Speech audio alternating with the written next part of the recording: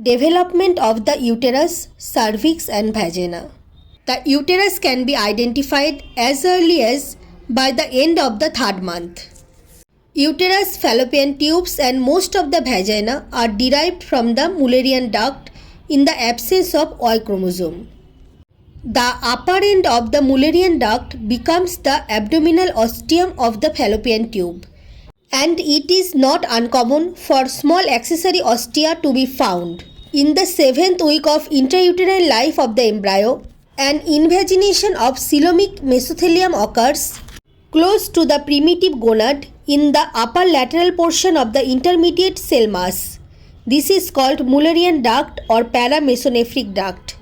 As the two Mullerian ducts, one on each side, develop and grow caudally, they approach each other in the midline after crossing the Wolffian duct, that is mesonephric duct, and fuse. The cranial free part of the Mullerian ducts develops into fallopian tubes. The middle fused portion forms the uterus and cervix, and the caudal fused portion forms the upper one-third of vagina. Initially, the intervening septa are present but later disappear as a single continuous passage. Thus, the normal development of the Mullerian system comprises organogenesis, fusion and later septal resorption. The muscle wall of the uterus is differentiated from mesoblastic tissue, and during the 5th month, a circular layer of muscle can be distinguished. The longitudinal muscles of the uterus can be recognized during the 7th month, and this muscle layer is continuous morphologically with the plain muscle tissue of the ovarian ligament, the round ligament and the muscle fibers found in the uterosacral ligaments. In the early stage of development, the cervix of the uterus is longer and thicker than the body, and this proportion persists until puberty.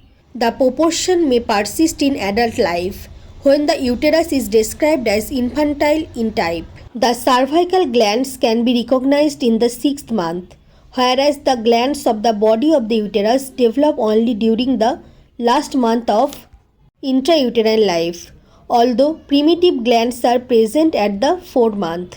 The primitive cloaca is divided by the formation of the urorectal septum into the ventral part, the urogenital sinus and a dorsal part, the rectum. The urorectal septum ultimately develops into the perineal body. Now, development of vagina. The lower ends of the Mullerian ducts terminate in the urogenital sinus into the posterior part, of which they project as a solid Mullerian tubercle. A solid vaginal cord results from proliferation of cells at the caudal tip of fused Mullerian ducts. The cord elongates to meet the bilateral endodermal invaginations, that is sinovaginal bulbs, from the posterior aspect of urogenital sinus below, and both fuse to form vaginal plate. Now, vagina is formed by subsequent canalization of the vaginal cord followed by epithelialization with cells derived from urogenital sinus. Recent proposals hold that only the upper one-third of vagina is formed Mullerian ducts and lower vagina forms from the vaginal plate of urogenital sinus. The hymen is the embryonic septum between the sinovaginal bulbs above and the urogenital sinus below. Thank you for listening. Thank you.